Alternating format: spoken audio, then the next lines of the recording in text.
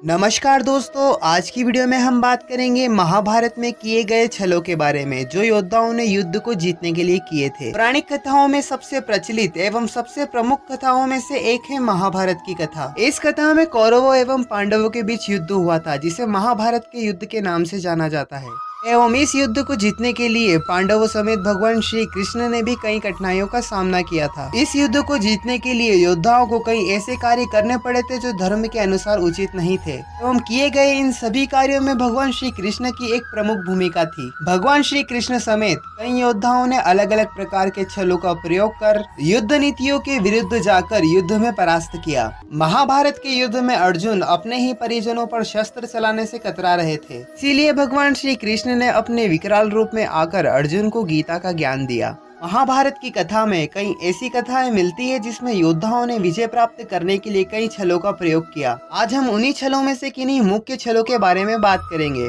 भीष्म पितामह का वध। महाभारत के युद्ध के दौरान जब भीष्म पितामह पांडवों के सैनिकों को बड़ी तेजी से मार रहे थे, यह देखकर पांडव घबरा गए और यह सोचने लगे कि वह पूरी सेना को परास्त न कर दे। परंतु श्री कृष्ण यह जानते थे कि भीष्म पितामह वचनबद्ध होने के कारण कभी भी एक स्त्री पर वार नहीं करेंगे। तभी कृष्ण ने शिखंडी को भीष्म पितामह से वध करने को कहा, परंतु भीष्म पितामह यह नहीं जानते थे कि शिखंडी संपूर्ण रूप से ना तो स्त्री है और ना ही पुरुष। इसीलिए भीष्म पितामह ने शिखंडी को एक स्त्री समझकर उस पर शस्त्र नहीं चलाए एवं शिखंडी के सामने अपने शस्त्र त्याग दिए। भीष्म पितामह को निहत्था देख शिखंडी ने उन पर तीर चलाना शुरू किया, परंतु शिखंडी के तीरों में इतनी शक्ति नहीं थी कि वह भीष्म पितामह की छाती चीर सके।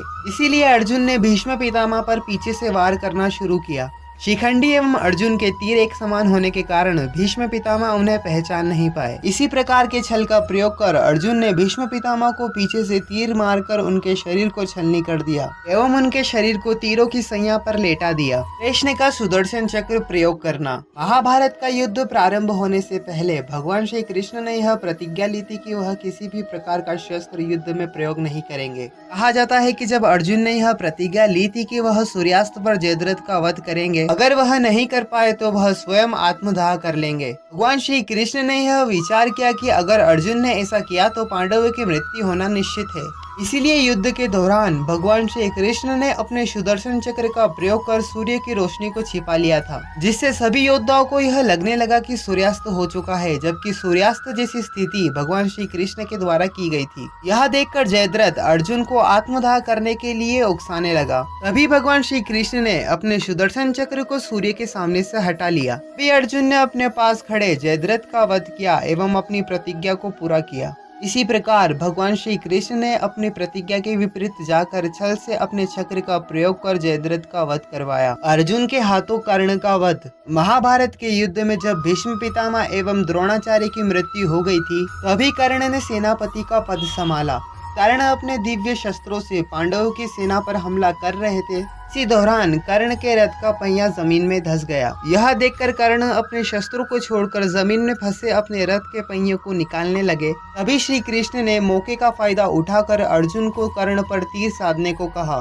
तभी अर्जुन ने युद्ध नीतियों के विपरीत जाकर कर्ण पर तीर चलाना शुरू किया एवं अंत में कर्ण की मृत्यु हो गई। युद्ध समाप्त होने के बाद जब सभी पांडवों को यह पता चला कि कर्ण उनके बड़े भाई थे, वह बहुत दुखी हुए एवं अर्जुन को अपने द्वारा किए गए छल पर पश्चाताप होने लगा। इसी प्रकार अर्जुन ने युद्ध नीतियों के विपरीत जाकर निहत्थे कर्ण का छल से वध किया। अभिमन्यु का वध। महाभारत के युद्ध में एक ऐसा योद्धा था जिसकी उम्र सबसे कम थी, परंतु उसकी वीरता को देखकर कौरव भी हैरान हो गए। वह अर्जुन का पुत्र अभिमन्यु था। जब कौरवों ने पांडवों को परास्त करने के लिए चक्रव्यूह का निर्माण किया, इस चक्रव्यूह की विशेषता थी कि अगर कोई भी योद्धा इस चक्रव्यूह में फंस जाता था तो उसकी मृत्यु होना निश्चित थी। केवल कृष्ण, अर्जुन एवं अभिमन्यु ही थे जिसको यह चक्र भेदना आता था। अभिमन्यु ने यह नीति अपनी माँ सुभद्रा की कोख में सीखी थी। तब अर्जुन किसी और पक्ष से युद्ध कर रहा था, तब अभिमन्यु ने उस चक्रव्यूह को भेदने का निश्चय किया। परंतु अभिमन्यु उस चक्रव्यूह को भेदना तो जानते थे, परंतु उससे बाहर आना वह नहीं सीख पाए, क्योंकि जब अर्जुन सुभद्रा को यह सब कुछ बता रहे थे तब सुभद्रा को नींद लग गई और वह सो गई। इसी का फायदा उठाकर कौरवों ने अभिमन्यु का बड़ी बेरहमी से वध किया। दुर्योधन का वध। महाभारत के युद्ध में जब दुर्योधन से वध करने का समय आया तब दुर्योधन एवं भीम के बीच गदा का युद्ध चल रहा था। इस युद्ध में गदा का प्रहार केवल कमर के ऊपरी भागों में किया जाता है, परंतु भीम ने कृष्ण के संकेत के अनुसार दुर्योधन की कमर पर प्रहार करना शुरू कर दिया, क्योंकि दुर्योधन की माता गांधारी ने उनका पूरा शरीर वज्र का बना दिया था। इसी कारण दुर्योधन का वध करना मुश्किल हो रहा था। तभी कृष्ण ने भीम को यह करने को कहा। तब भीम ने दुर्योधन की कमर एवं जंघा पर प्रहार कर दुर्योधन का वध कर दिया एवं भीम ने यह प्रतिज्ञा भी ली थी कि वह युद्ध के दौरान दुर्योधन की जंघा को उसके शरीर से अलग कर उसके प्राण लेगा। इसी प्रकार भीम ने अपनी प्रतिज्ञा को भी पूरा किया। अगर आपको यह वीडियो पसंद आई हो तो वीडियो को लाइक कर दीजिए और ऐसी ही धार्मिक कथाएं सुनना चाहते हैं तो चैनल को सब्सक्राइब कर लीजिए।